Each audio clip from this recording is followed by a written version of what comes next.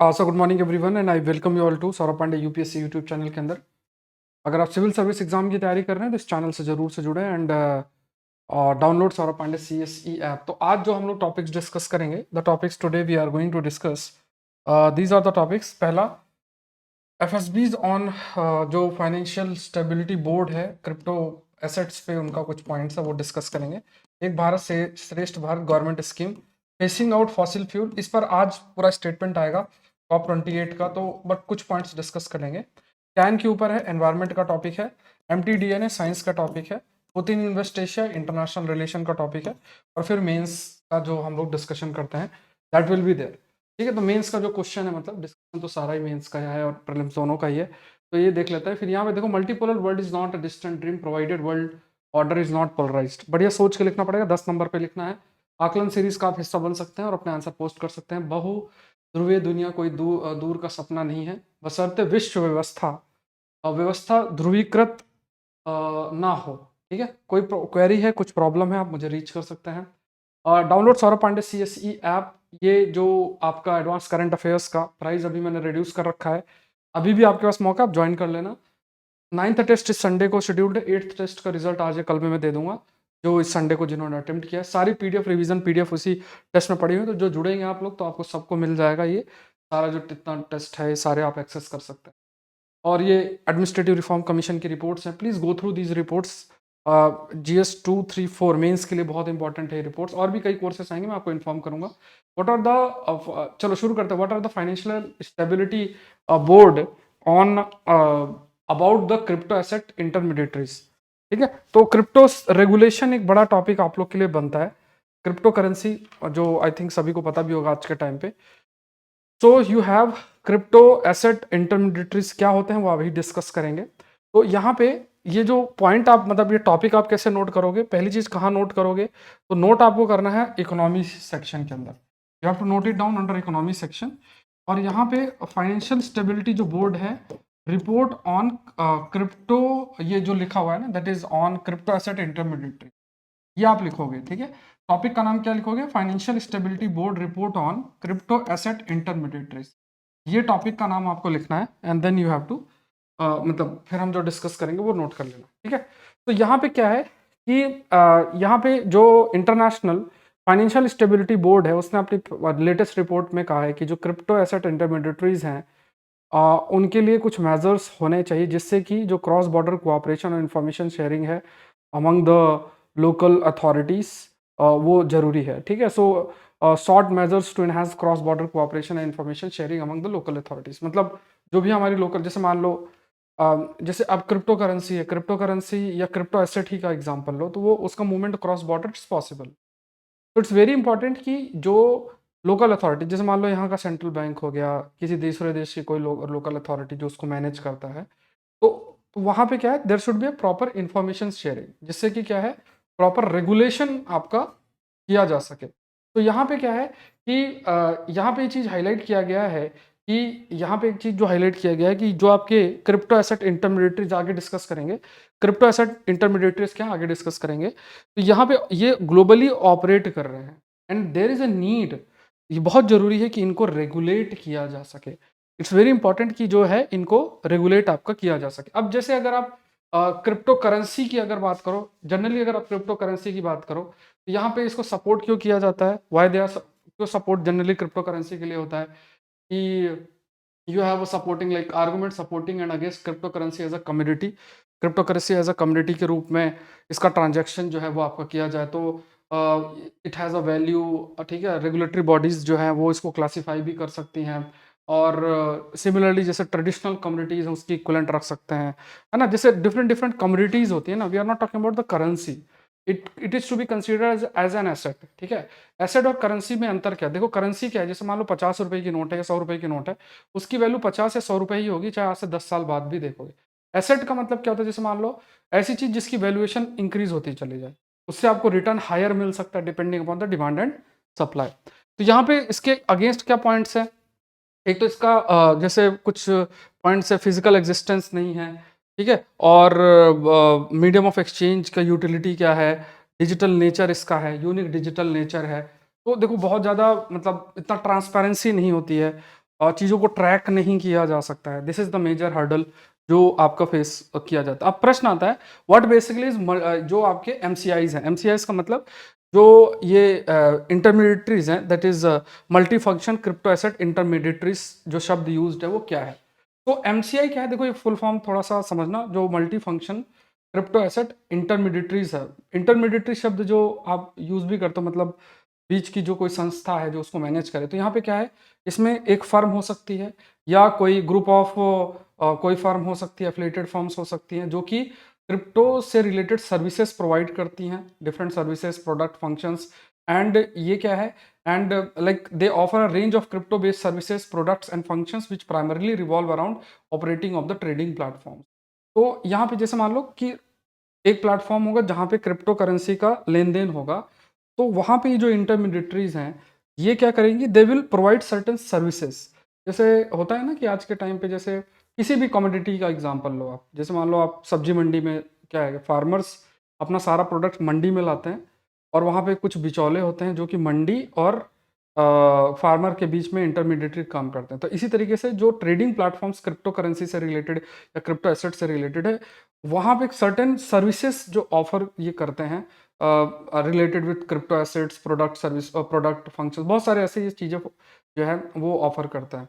ये जो इंटरमीडिएटरीज हैं बीच में जो आपके प्रेजेंट होते हैं, जैसे इसमें एक एग्जांपल है बाइनेंस है, बिट फाइनेंस है, कॉइन बेस है, ये डिफरेंट ऐसे आप कह सकते हैं कि we can say these are the examples of the MCIs. जो एमसीआईज है, जो इंटरमीडिएटरीज हैं, उनका एग्जांपल है Binance, bit finance and Coinbase है। ट्रेडिशनल फाइनेंशियल सिस्टम की अगर बात किया जाए, तो यहाँ पे कहा जाता है कि कुछ ऐसे फंक्शंस होते हैं जहाँ पे, जैसे मान लो जैसे हमारे देश के अंदर या किसी भी फाइनेंशियल सिस्टम के अंदर देखा जाए तो डिफरेंट डिफरेंट सर्विस के लिए डिफरेंट बॉडीज ऑफर रहती है, बट ये क्या करता है, they are trying to become a one stop solution.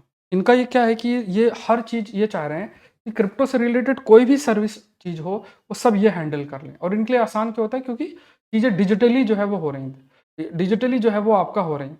तो ये कमाई कैसे करते हैं कि जो भी ट्रांजेक्शन होगा उसमें ये कुछ ना कुछ जो फीस है वो ले लेते हैं, जो भी ट्रेड होता है, रिलेटेड एक्टिविटीज आपकी होती हैं।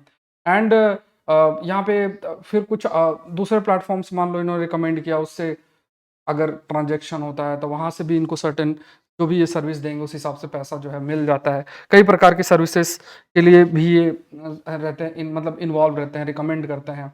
जैसे मान लो प्रीपेड डेबिट कार्ड है या लेंडिंग से रिलेटेड सर्विसेज हैं। तो धीरे धीरे क्या कर रहे हैं कि ये अपने रेवेन्यू का एक्सपेंशन कर रहे हैं, और कहाँ-कहाँ से रेवेन्यू आ रहा है ये भी क्लियर नहीं है, और ये वन स्टॉप सॉल्यूशन के रूप में काम कर रहे हैं। तो अब देखो धीरे-धीरे जो ये इंटरमीडिएटरीज़ ग्रो करती जा रहे हैं, एमसीआईज़ जिसे हम कहते हैं, they will try to regulate the crypto asset. तो ज़रूरी क्या है कि अगर हम ये कह रहे हैं कि हम we are trying to crypto assets को अगर हम चाह रहे हैं कि इसका इस्तेमाल बढ़े, तो हमें क्या है कि इसका प्रॉपर रेगुलेशन प्लस कैसे ट्रांज़ैक्शन होता है उसमें प्रॉपर ट्रांसपेरेंसी, प्लस कुछ ऐसी अथॉरिटी जो कि रिकॉग्नाइज्ड हों, उनके द्वारा रेगुलेट होना, ये बहुत ज़रूरी है, ये बहुत इम्पॉर्टेंट है। और जो रिस्क मैनेजमेंट की बात करें तो वो भी इतना अच्छा नहीं है। रिस्क है, जैसे अगर कोई पैसा दिया जा रहा है या जो ट्रांजैक्शन हो रहा है किस बेसिस पे क्या कहा जा रहा है, स्पेकुलेशन तो नहीं है। तो इसमें क्या है, you need a proper risk management. Associated risk है, जैसे अब कोई खरीद रहा है या कोई इन्वेस्ट कर रहा है तो उसको प्रोटेक्ट करना ना, there are associated risk with that. तो उसके लिए हमें प्रॉपर रिस्क मैनेजमेंट की जरूरत है, जो इतना अच्छा आपका नहीं है। सो ये थोड़ा सा जरूरी है कि इसको मैनेज प्रॉपर जो है किया जाए, बिकॉज ऐसा जो रिस्क है that add to the vulnerability of MCI. जो ये इंटरमीडिएटरीज उनमें कई प्रकार के जो आप कह सकते हैं रिस्क एसोसिएटेड जो रिस्क है उसकी वल्नरेबिलिटी को इंक्रीज जो है वो कर सकता है। गवर्नेंस प्रॉपर नहीं है, प्रॉफिटेबिलिटी अगर देखा जाए बिजनेस मॉडल में वो आपका नहीं है। तो ऐसे कई, और दूसरी ट्रांसपेरेंसी भी नहीं है, तो कई हिडन चीज़ें हो सकती हैं जो पता ना हो। और दूसरा, जब आप ट्रेडिंग करते हो और उसमें ट्रेडिंग जैसे वैल्यू पर होता है ना, जैसे शेयर्स में अगर आप ट्रेड कर रहे हो तो अगर इंटरनल इन्फॉर्मेशन मिल जाए तो फिर कहीं ना कहीं फिर वो कई इलीगल प्रैक्टिस जो है वो जन्म ले सकते हैं। तो इसमें अगर कोई ऐसे प्रॉपर अगर ट्रांसपेरेंसी ना हो तो कहीं ना कहीं आप कह सकते हैं कि कहीं ना कहीं आप कह सकते हैं कि इससे काफ़ी नेगेटिव इम्पैक्ट फाइनेंशियल सिस्टम में पड़ सकता है। तो जो भी अवेलेबल अभी एविडेंस है उसके अकॉर्डिंग जो ग्लोबल फाइनेंशियल स्टेबिलिटी है and to the real economy from the failure of is presently limited. मतलब फिलहाल के लिए जरूर से कहा गया है कि जो भी इनके आप कह सकते हैं कि जो भी ये इंटरमीडिएटरीज हैं, इनके जो भी अभी प्रेजेंट रोल्स हैं और जो अभी प्रेजेंट रीच है, अगर इनमें अभी फेलियर होता है तो ऐसा नहीं कि हमारा फाइनेंशियल सिस्टम बहुत इससे अफेक्ट होगा, बट फ्यूचर में अगर ये वन स्टॉप सॉल्यूशन के रूप में काम करते हैं and they start driving the crypto currency trade या एसेट पूरे तरीके से खुद कंट्रोल कर रहे हैं, ये हर चीज इन्हीं के द्वारा की जा रही है, under that consideration there is a high possibility कि फिर जो विश्व की जो अर्थव्यवस्था है, ये जो फाइनेंशियल स्टेबिलिटी है, दैट माइट बी अफेक्टेड, वो जो है वो आपका अफेक्ट जो है हो सकता है। सो फेलियर या closure of crypto asset friendly banks reveal the prevalence of concentrated deposit exposures to from whose business model rely in some form of the crypto asset. तो अभी जो रिसेंट एक्सपीरियंस अगर देखा जाए अबाउट द फेलियर, मतलब अगर कोई crypto asset friendly जो बैंक्स उनका फेलियर हो जाना या वो बंद हो जाना, तो यहाँ पे कई प्रकार के फिर इश्यूज भी आपके आते हैं। Reveals the prevalence of concentrated deposit exposures to firm whose business model rely in some form on the form of the crypto asset. अब ये भी है कि जो भी आपका लेंडिंग है या डिपोजिशन है या ट्रेडिंग है, ये ऐसे बहुत सारे सिस्टम्स एग्जिस्ट करते हैं। प्लस फॉर एग्जांपल जो बैंक्स हैं, मतलब मान लो दूसरे देश के अंदर, तो वहाँ पे भी अगर वो क्रिप्टो एसेट को उसका डिपॉजिट, जैसे क्रिप्टो जो है करेंसी, उसको डिपॉजिट आप कर सकते हो, उसको फैसिलिटेट करते हैं। अब उनका मान लो क्लोजर हो जाए या फेलियर हो जाए, तो जो भी डिपॉजिट करता है उसे किस प्रकार का इंश्योरेंस है, वो किस प्रकार का उससे जो रिस्क है उसके लिए क्या एसोसिएटेड है, ये सब देखना जरूरी हो जाता है।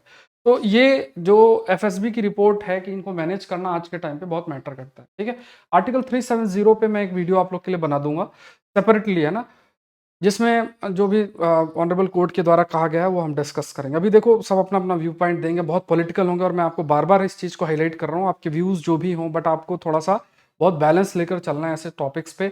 और क्लियरली अगर ऑनरेबल कोर्ट के द्वारा कोई बात बोली गई है और है ना, तो उस चीज़ को, उस स्टैंड को लेकर चलना है, ये बहुत इंपॉर्टेंट है। आप मतलब अपना ओपिनियन बहुत ज़्यादा इसमें मत डालो। इवन आप इंटरव्यू की भी प्रिपरेशन जब आप कर रहे हो, क्योंकि इंटरव्यू का भी है, तो इनमें आपको बहुत अच्छे आंसर्स देने पड़ेंगे, बहुत हाई लेवल की लैंग्वेज मैच्योरिटी होना चाहिए।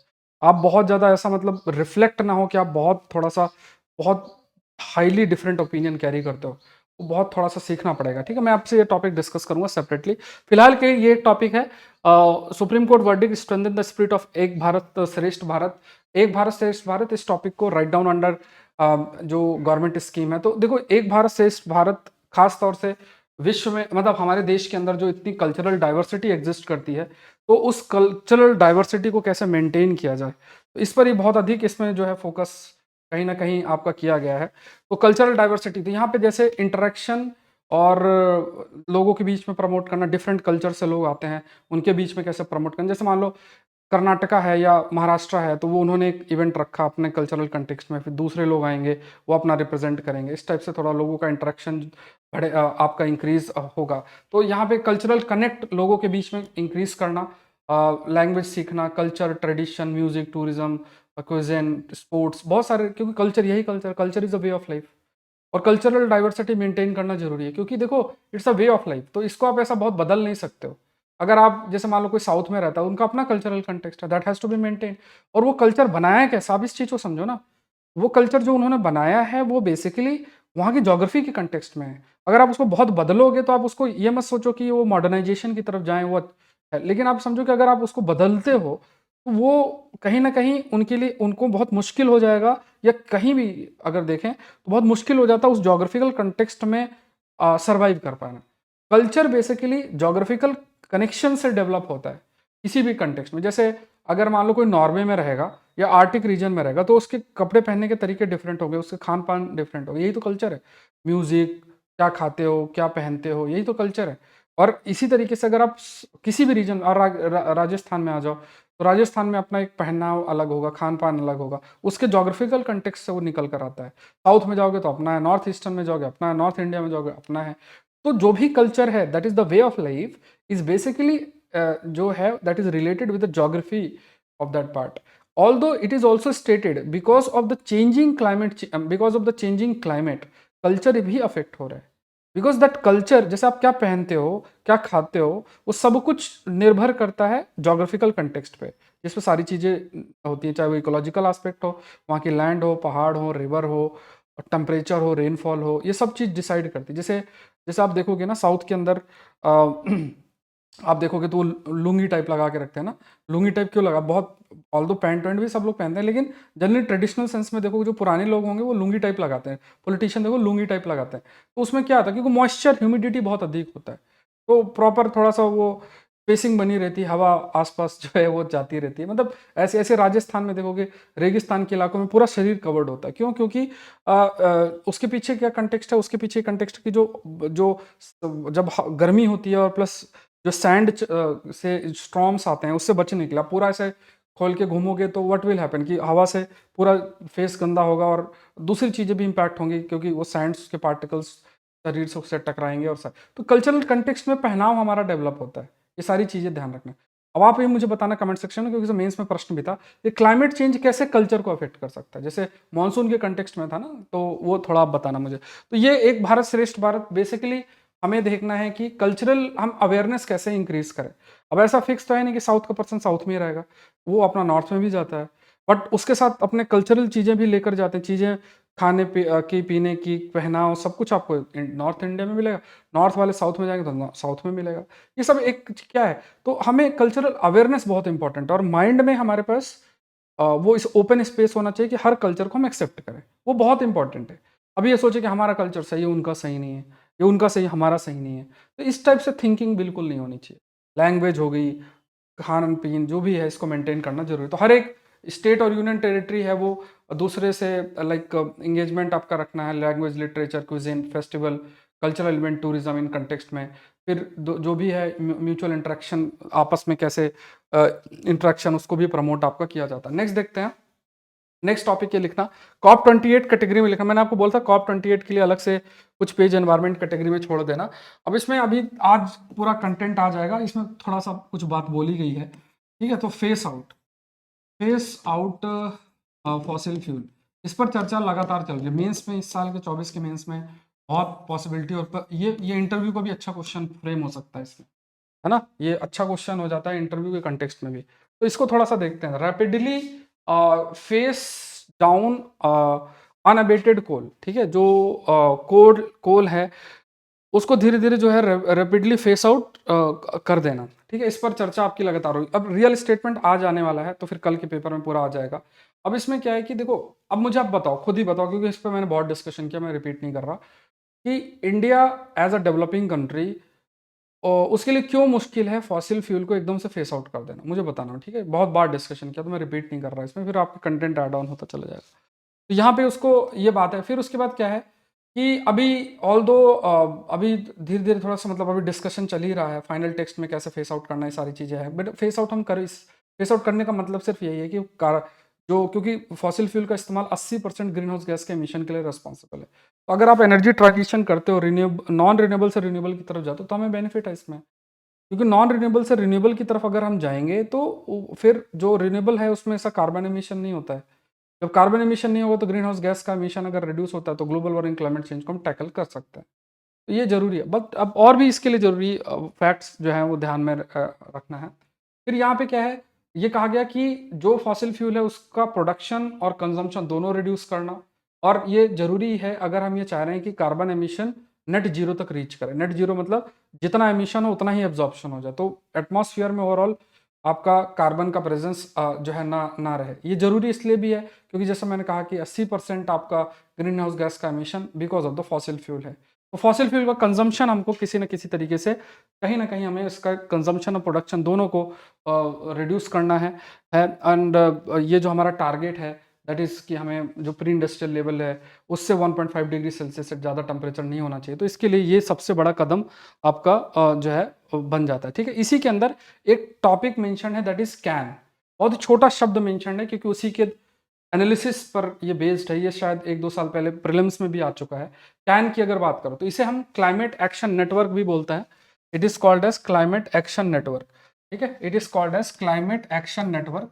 ये क्या है, ये लगभग इसमें 1900 सिविल सोसाइटीज हैं, ऑर्गेनाइजेशन 130 कंट्रीज की हैं, जो कि क्लाइमेट चेंज या क्लाइमेट क्राइसिस को फाइट करती हैं, ठीक है। सामाजिक न्याय कैसे लाया जाए, क्लाइमेट जस्टिस कैसे लाया जाए। और इसमें क्या है कि जैसे मान लो क्लाइमेट से रिलेटेड जो भी बातचीत होती है विश्व में, तो अब देखो एक तो सरकार का ओपिनियन हो गया, एक सरकार के अलावा भी ओपिनियन होता है, तो उसको कैन उनका कोऑर्डिनेशन उसके द्वारा करता है।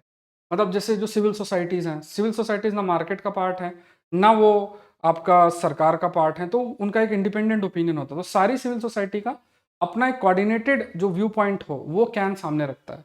तो जैसे अभी COP 28 में भी उसका जो इंटरनेशनल जो फ्लोरा है मतलब फ्लोर है, उसमें भी उसने अपने पॉइंट्स जो है रखे होंगे इस कंटेक्स्ट में, और वो भी पुश करेगा कि यार फॉसिल फ्यूल को फेस आउट जो है वो किया जाए। तो ये जो नॉन गवर्नमेंट ऑर्गेनाइजेशंस हैं, जितनी भी आप कह सकते हैं, ये ना ही किसी इंडस्ट्री को रिप्रेजेंट आपकी करती हैं, एंड इनका एम क्या है, सस्टेनेबल डेवलपमेंट कैसे अचीव किया जा सके, क्लाइमेट से रिलेटेड जो चैलेंजेस हैं या क्लाइमेट क्राइसिस है उसको कैसे मीट किया जा सके। एंड ये बहुत सारे लेवल पे ऑर्गेनाइज भी किया जाता है, ऑर्गेनाइज्ड इनटू रीजनल और नेशनल नोड्स। हर नोड की अगर बात किया जाए तो इसमें अपना गवर्नेंस प्रोसीजर्स जो हैं वो आपका रहता है। इट मीन्स व्हाट, कि जो कैन है ना, जैसे इसमें 1900 के आसपास सिविल सोसाइटीज़ हैं। अब मान लो भारत की हैं, इंडोनेशिया से हैं, वेस्ट एशिया से हैं, कहीं से अलग अलग देशों से होंगी, तो फिर वो उनका अपना कुछ एक पॉइंट बना देते हैं। जैसे 5-6 एक जगह है, 5-6 एक जगह है, और वो उसी कल्चरल कंटेक्स्ट में, उसी देश के कंटेक्स्ट में काम करते हैं। उनका अपना गवर्नेंस का तरीका होता है, अपना प्रोसीजर होता है। अब प्रोसीजर जो है वो आपका होता है, आपका होता है। तो ये कैन के बारे में कुछ पॉइंट्स जो है वो आपको ध्यान में जो है रखना है, ठीक है। This is important. तो यहाँ पे कुछ और इसमें, हाँ हाँ ठीक है। तो ये कुछ पॉइंट्स जो है आपको ध्यान में रखना है कि कैन बेसिकली क्या है। नेक्स्ट देखते हैं, ओरिजिन मिस्ट्री ऑफ ये ममीफाइड बैबून फाइनली क्रैक्ड, ठीक है। ममीफाइड बैबून, अब इसमें जो ये साइंस का सेक्शन है वहाँ पे पब्लिश हुआ है न्यूज़। अभी हमारे लिए इसमें काम का क्या है, इसमें तो एक कहानी इंटरेस्टिंग है, थोड़ा मैं जल्दी जल्दी आपको बता दूंगा उसके बारे में। बट हमें जो इसमें जानना है, जो प्रश्न यूपीएससी में आ सकता है, एम्प्टी डीएनए के ऊपर, empty DNA and nuclear DNA के अंतर के बारे में पूछा जा सकता है। एम्प्टी डीएनए या फिर जो न्यूक्लियर डीएनए है, what is the basic difference between the two, that can be the question जो फ्रेम आपके लिए हो सकता है। एम्प्टी डीएनए, तो origin mysteries of mummified baboons finally cracked. You have empty DNA and you have a nuclear DNA. दो तरीके के डीएनए जो है इसमें हम डिस्कस करेंगे। पहले इस पे कहानी सुनो कि इसमें एक चीज बता रखा है कि जैसे जैसे आप देखोगे ना, हमने जब इंडस वैली सिविलाइजेशन और हड़प्पा सिविलाइजेशन पढ़ा हुआ, तो हमने देखा होगा कि उनमें जब कोई मरता था तो उनको ऐसा कुछ चीज़ें होती थी ना, कि जब उनको ऐसे ज़मीन में दफनाते थे तो उसमें फिर पॉट्स और पता नहीं क्या क्या चीज़ें रख देते थे, ऐसा कुछ सिस्टम था। तो यहाँ पे भी एक जगह की बात की गई है जहाँ पे क्या है, जब लोगों को दफनाते थे, hello everyone, hello everyone, hello everyone. तो इसमें इंटरेस्टिंग चीज़ क्या आपको देखनी है कि जो दफनाते थे मतलब कुछ रीज़न है वहाँ पे लोगों को दफनाते थे, तो साथ में एक बैबून को भी जो है उसके साथ कुछ चीज़ें डाल के और दफनाते थे। तो वो ऐसा इलाका था जहाँ बैबून नहीं पाए जाते हैं, तो उसी पे कुछ रिसर्च हुई है कि आखिर ये कैसे पॉसिबल है कि यहाँ पे बैबून को भी साथ में दफनाया जा रहा है। तो उस पे कुछ मतलब जो डीएनए है उनको स्टडी करके और फिर कुछ कंक्लूड आपका किया गया है। तो हमारे लिए साइंस का टॉपिक बनता है, एम्प्टी डीएनए के कंटेक्स्ट में वो डिस्कस करते हैं, ठीक है। तो सबसे पहले आपको एम्प्टी डीएनए को जानना है कि बेसिकली एम्प्टी डीएनए क्या होता है। तो एम्प्टी डीएनए क्या है, माइटोकॉन्ड्रिया। जैसे हर एक जीव जो है वो जो बना होता है, सेल्स का बना होता है, और सेल्स के अंदर आपका माइटोकॉन्ड्रिया होता है, ठीक है। सेल्स होता है उसमें माइटोकॉन्ड्रिया होता है। माइटोकॉन्ड्रिया में आपके, तो जनरली क्या होता है, एक तो न्यूक्लियस के अंदर डीएनए प्रेजेंट होता है, और एक आपका माइटोकॉन्ड्रिया के अंदर डीएनए प्रेजेंट होता है, और एक और होता है जिसे जो प्लांट सेल्स में पाया जाता है उसे क्लोरोप्लास्ट बोलता है, उस पर भी डीएनए प्रेजेंट होता है। तो हम इसे एक्स्ट्रा न्यूक्लियर डीएनए भी बोलते हैं, एक्स्ट्रा न्यूक्लियर डीएनए भी बोलते हैं, ठीक है। मतलब जो न्यूक्लियस का हिस्सा नहीं। अब ये ध्यान में रखना कि जो बच्चा होगा उसमें माइटोकॉन्ड्रियल डीएनए मदर से ही आता है, फादर से नहीं आता है। जो न्यूक्लियर डीएनए होता है उसमें मदर फादर दोनों का कंपोनेंट होता है। तो हमने कई बार डिस्कस भी किया माइटोकॉन्ड्रियल डीएनए से रिलेटेड जो डिजीज़ है, उसमें जो मदर है अगर मान लो उसके माइटोकॉन्ड्रियल डीएनए में कुछ इशू है, तो बच्चे को भी ज़रूर से होगा, तो माइटोकॉन्ड्रियल डिजीज़ के पॉसिबिलिटी बनी रहती है। अब ये थोड़ा सा कुछ पॉइंट्स है जो हमें ध्यान में रखना है। यहाँ पे क्या है कि माइटोकॉन्ड्रियल डीएनए को जो है वो थोड़ा सा स्टडी किया गया, और बैबून के बारे में जो एंशियंट सिटी एडुलिस है, एरिट्रिया, आज के समय में एरिट्रिया एक अफ्रीकन देश है, ठीक है। एरिट्रिया अफ्रीका का देश, एकदम नदर्न पार्ट में लोकेटेड है। ठीक है, एरिट्रिया, देजिबाउती, सोमालिया, इस टाइप से। तो एरिट्रिया है। और कमेंट सेक्शन में तो एरिट्रिया की जस्ट साउथ में कौन सा देश है। तो एरिट्रिया का ये एक सिटी है एडोलिस। तो इसमें क्या है कि वहाँ से इन्होंने कुछ डीएनए इनको मिला और उस बेसिस में इन्होंने उसको स्टडी किया और जो है उन्होंने फिर कंक्लूड किया कि ये जो बैबून है ये यहाँ से लाए जाते थे, ऐसा कुछ इन्होंने कंक्लूड किया। तो एंशियंट इजिप्शियन जो इजिप्ट के लोग थे वो ममीफाइड एनिमल्स का इस्तेमाल जो है वो करते थे। ममीफाइड का मतलब हो गया एनिमल, जैसे ममीज होते हैं ना, आपने देखा होगा इंसान को ऐसा वो सफ़ेद कपड़े में लपेट, ऐसे बैबून्स को भी रखा जाता था इंसान के साथ में। तो these way are buried with their owners, और ये होप करते थे कि after life they will unite और लाइफ अच्छी होगी आफ्टर डेथ, ऐसा कुछ जो थिंकिंग है रखा जाता था। क्योंकि बैबून को उनका एक मान्यता थी बैबून से रिलेटेड, उस कंटेक्स्ट में देखते थे ये। और जो इजिप्शियंस हैं वो जो टीथ है वो उनके आगे के टीथ है वो भी रिमूव कर देते थे, टीथ ऑफ दिस बैबून। एंड ये सब चीज़ें जो है आपके किए जाते थे। एंड यहाँ पे gift to thought the god of wisdom and the moon, मतलब उनका बिलीफ रहता था ना कि मतलब बैबून के लिए भी वो कुछ थिंकिंग करते थे, फिर वो किसी गॉड से भी उनको लिंक करते थे। देखो ये सब प्रश्न नहीं आएगा, थोड़ा समझने के लिए मैंने बोल दिया। पैपियो एनुबिस और पैपियो हेमाड्रिस, ये जो है, ये अगर आपसे पूछे रिसेंटली ये स्पीसीज न्यूज में थी, ये कौन है?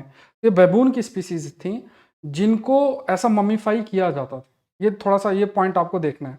और ये जनरली जो सब सहारन अफ्रीकन है वहाँ ये पाए जाते थे। ये जनरली सब सहारन अफ्रीका और south west Arabian peninsula region में ये आपके पाए जाते थे। अब देखो ये जो स्टडी इन लोग करते थे, तो इसमें एक तो ये डीएनए, एम्प्टी डीएनए की तरफ क्यों गए, एक और चीज होती है जिसे बोलते हैं स्ट्रॉन्टियम। अब आपसे यहाँ प्रश्न बन सकता है स्ट्रॉन्टियम के रोल के ऊपर। तो स्ट्रॉन्टियम क्या है कि जैसे ये एक प्रकार का आइसोटोप है, जैसे पानी और सॉइल है, पानी है या प्लांट्स हैं, उनमें प्रेजेंट होता है। तो जैसे अगर कोई भी जीव, जैसे खासतौर से जानवर, अगर उसमें वहाँ प्रेजेंट होगा और उसको कंज्यूम करेगा, तो उसकी जो टीथ है ना, उस टीथ में स्ट्रॉन्टियम प्रेजेंट होगा। तो उसके बेसिस में पता चल जाएगा, जैसे मान लो उसके टीथ में जो स्ट्रॉन्टियम है, उस बेसिस में पता चल जाएगा कि किस जोग्राफिकल एरिया से बिलोंग आपका करता है। बट उसमें भी, इसमें इस कंटेक्स्ट में अगर देखा जाए तो आप कह सकते हैं कि यहाँ पे थोड़ा सा मतलब इतना कंसंट्रेशन नहीं मिल पाया है, तो इसलिए इन्हें एम्प्टी डीएनए की तरफ ये लोग गए, just to trace the ancestry of the animal, की बेसिकली ये कहाँ से जो है ये कहाँ से डिराइव आपके हुए हैं। ठीक है, तो ये देखना। अब यहाँ पे मैंने एक टेबल डाल दिया है, ये मैम जब आपको पीडीएफ शेयर करूंगा तो आप लोग गो थ्रू हो जाना। ठीक है, जैसे मान लो न्यूक्लियर डीएनए और एम्प्टी डीएनए के बीच का डिफरेंस अगर आपसे पूछे तो थोड़ा सा, ये मैंने टेबल एक साथ डाल दिया, तो आप इसको रीड कर लेना। अब इसमें देखो एम्प्टी डीएनए और न्यूक्लियर डीएनए जो है वो आपको जो जानना है वो न्यूक्लियस में प्रेजेंट होता है, एम्प्टी डीएनए माइटोकॉन्ड्रिया में प्रेजेंट होता है, मदर से एम्प्टी डीएनए आता है, और न्यूक्लियर डीएनए मदर फादर दोनों से आता है। ये इतना सा पॉइंट्स जो है वो आपको ध्यान रखना है। Let's move to the next editorial का टॉपिक है, this is related with West Asia के अंदर जो डेवलपमेंट आपका हो रहा है उसके कंटेक्स्ट में है। तो इसको थोड़ा सा डिस्कस करते हैं कि जो रशिया के प्रेसिडेंट है व्लादिमीर पुतिन, वो आपके वेस्ट एशिया में इन्होंने विजिट किया। ये टॉपिक आप लोग जो है नोट डाउन कर सकते हैं, you can note it down under international relation, IR के अंदर आप इसको नोट डाउन कर सकते हैं, you can note it down under international relation, and that is the visit of Putin in West Asia. Putin का जो विजिट है वेस्ट एशिया में, उस कंटेक्स्ट में। ठीक है, पुतिन का जो विजिट है वेस्ट एशिया के अंदर, उस कंटेक्स्ट में। अब यहाँ पे आप इस चीज़ को समझते हैं, थोड़ा सा कंटेक्स्ट देख लेते हैं मैपिंग के माध्यम से, then we will able to understand. देखो जनरली आप इस चीज़ को देखें कि ये जो आपका है पूरा का पूरा जो रीजन है, ये आपका क्या है, this is the West Asian region. ठीक है, ये पूरा का पूरा रीजन वेस्ट एशिया है। अब ये India middle east economic corridor है। अब आप ये देखो, ये बहुत इंपॉर्टेंट एरिया है, यहाँ पे थोड़ा युद्ध की स्थिति है, तो इससे ये जरूर से अफेक्ट होगा।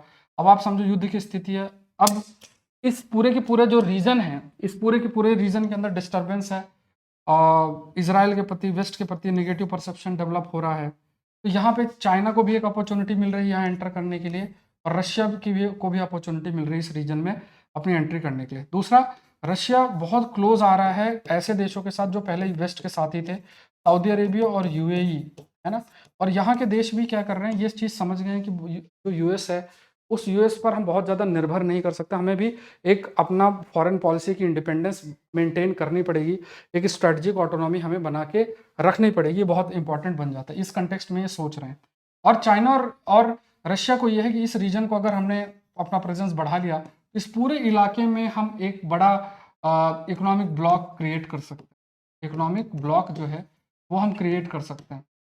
एक बड़ा इकोनॉमिक ब्लॉक क्रिएट किया जा सकता है इस पूरे इलाके के अंदर। तो ये सोच आपकी रशिया और चाइना की भी है, तो वो इस जगह पे अपने प्रेजेंस को बढ़ाना चाहते हैं और वेस्टर्न कंट्रीज के इन्फ्लुएंस को रिड्यूस करना चाहते हैं। तो यहाँ पे अगर आप देखोगे तो यहाँ पे ओपेक प्लस, देखो जनरली डिस्कशन इनका क्या है कि रशिया ओपेक प्लस का मेंबर है। ओपेक क्या है? ग्रुप ऑफ कंट्रीज जो कि ऑयल को एक्सपोर्ट करती हैं। ओपेक प्लस में ऐसे देश जो ओपेक का हिस्सा नहीं है बट उनका भी रोल ऑयल में एक्सपोर्ट में है। Russia is also part of OPEC plus, ठीक है? अजरबैजान, रशिया, सब ओपेक प्लस के हिस्सा है। तो यहाँ पे क्या है कि इन्होंने डिस्कशंस कई लेवल पे किया, जैसे अभी कोऑपरेट करना ओपेक प्लस देशों के बीच में, जिससे ऑयल प्राइस मेंटेन रहे। जो युद्ध चल रहा है यूक्रेन और गाजा में, ये है फ़लस्तीन को किस तरीके से मानव जो मतलब ह्यूमैनिटेरियन असिस्टेंस दिया जाए, वो उस पर भी थोड़ा सा बात आपकी जो है की जा रही है। और प्राइसिंग कैसे मेंटेन रहे, क्या कट करना चाहिए, ये सारी चीज़ें देखना। अब यूएई और सऊदी अरेबिया के आज के समय में देखा जाए, वो चाहते हैं कि उनकी फॉरेन पॉलिसी में इंडिपेंडेंस रहे। वो ऐसा ना हो कि पहले जैसे यूएस ने जो बोला वो नहीं करना है। अब उन्हें क्या है कि अपने दोनों तरफ चीज़ें ओपन करके, और खास तौर से रशिया के साथ भी मेंटेन करके रखना है और चाइना के साथ भी मेंटेन करके रखना है, और वेस्टर्न कंट्रीज के साथ भी मेंटेन जो है वो करना है। यूएई अब भी देखोगे रशिया का मोस्ट इंपॉर्टेंट ट्रेड पार्टनर है गल्फ रीजन में। UAE not Saudi Arabia have supported the US sponsored sanctions.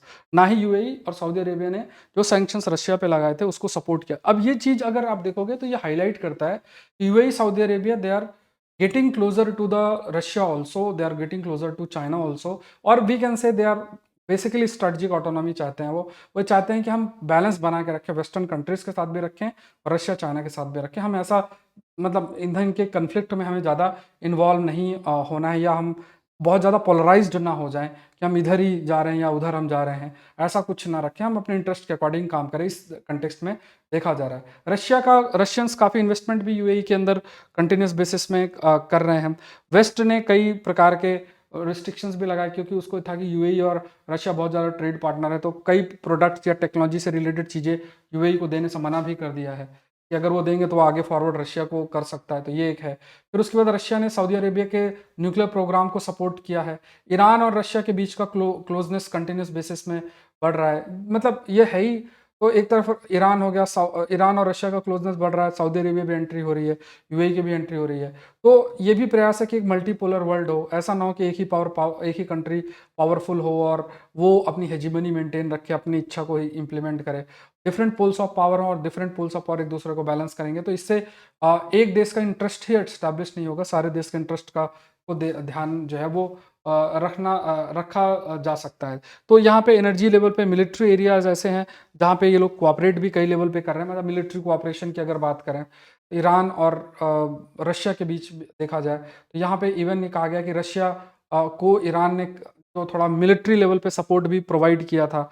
अगर अभी देखा जाए ना, तो जो यूक्रेन की युद्ध जो हो रहा है, अब जो पुतिन है उनका जो विजिट है उसमें कुछ चीज़ें ध्यान में हमें रखना। पहला ये चीज़ देखना कि ये चीज़ हाईलाइट करना कि ये चीज़ मैसेजिंग देना कि जो भी स्थिति यूक्रेन में हुई, जो भी स्थिति गाज़ा प्ले और इज़राइल जो भी इनके बीच में चल रहा है, वो रशिया को पूरे तरीके से आइसोलेट नहीं कर सकता। वो उसका प्रेजेंस यूएई में भी है, सऊदी अरेबिया में भी है, और वेस्टर्न कंट्री से बेटर प्रेजेंस है। तो वो कहेगा कि हम ईरान के साथ भी बना के रख रहे हैं, हम यूएई सऊदी अरेबिया के साथ भी बना के रख रहे हैं, तो हम एक बेटर प्लेयर हैं। ये चीज़ एक मैसेजिंग भी आपका देखा जाएगा। और ये भी कन्वे करना कि जो भी चीज़ हो रही है गाज़ा के अंदर, वो और जो ये देश हैं इन पर स्प्रेड आपका नहीं होगा। इस मैसेजिंग को भी वो हाईलाइट कर रहा है, क्योंकि जो भी स्थिति है उसमें एक रोल रशिया चाइना का भी काफ़ी हद तक रहा है। हमने इस पर डिस्कस भी जो है वो किया है। फिर जो गल्फ कोऑपरेशन काउंसिल है उनके साथ, या जो वेस्टर्न कंट्रीज उनके साथ बेटर कोऑपरेशन इंक्रीज करना, ये देखना, ये रिफ्लेक्ट करना कि चाइना एक इंपॉर्टेंट प्लेयर इस रीजन में जो और देशों को साथ में कनेक्ट कर सकता है, एक लिंचपिन का काम कर सकता है। ये भी एक मैसेजिंग देना, क्योंकि रशिया और चाइना का एम यही है कि वो एक यूरेशियन ब्लॉक बनाना चाहते हैं। और चाइना का one belt one road initiative है और साथ में रशिया का यूरेशियन यूनियन है। दोनों कंबाइन होकर एक यूरेशियन ब्लॉक बनाना चाहते हैं, एक पावरफुल इकोनॉमिक ब्लॉक बनाना चाहते हैं जिसमें वेस्टर्न कंट्रीज इंपॉर्टेंट प्लेयर आपके रहेंगे। तो ये भी मैसेजिंग एक पुतिन जो है अपने जो है उसके माध्यम से करना चाहते हैं, मतलब विजिट्स के माध्यम से। फिर गल्फ रीजन में जो भी प्रॉब्लम्स हैं उनमें जो उनके बातचीत करने वाले एक्सपर्ट्स हैं, इंटरलोकेटर्स, उनका इस्तेमाल कैसे किया जा सकता है डिफरेंट इश्यूज को रिजॉल्व करने के लिए। तो ये भी एक एम आपका देखने को मिलता है, ठीक है, ये ध्यान में रखना। क्वेश्चन देख लो, multipolar world is not a distant dream provided world order is not polarized. Session आप लाइक जरूर से करें, चैनल को जरूर सब्सक्राइब करें। कोई डाउट है तो इस नंबर तक रीच कर सकते हैं, हिंदी में भी लिखा है। 10 नंबर का प्रश्न है। Saurabh Pandey CSE app download करें। एडवांस करंट अफेयर्स का 9th टेस्ट इस संडे को शेड्यूल्ड है, इसका हिस्सा बने। टोटल 50 टेस्ट है, रिवीजन PDF डाल दी है मैंने, प्राइस अभी रिड्यूस कर रखा है, ठीक है। और ARC रिपोर्ट्स के सारा कोर्स है। इसके अलावा एग्रीकल्चर ऑप्शनल का नया बैच आएगा, आकलन सीरीज का भी आप हिस्सा बन सकते हैं। ये सारी चीजें हैं, आप अपने आंसर्स PDF इसमें भी शेयर कर सकते हैं टेलीग्राम चैनल पे। इस पे इस सेशन का PDF आपको मिल जाएगा। तो आज के लिए इतना ही। आई होप ये सेशन आपके लिए हेल्पफुल रहा होगा। मिलते हैं नेक्स्ट सेशन के अंदर। Thank you everyone, thank you.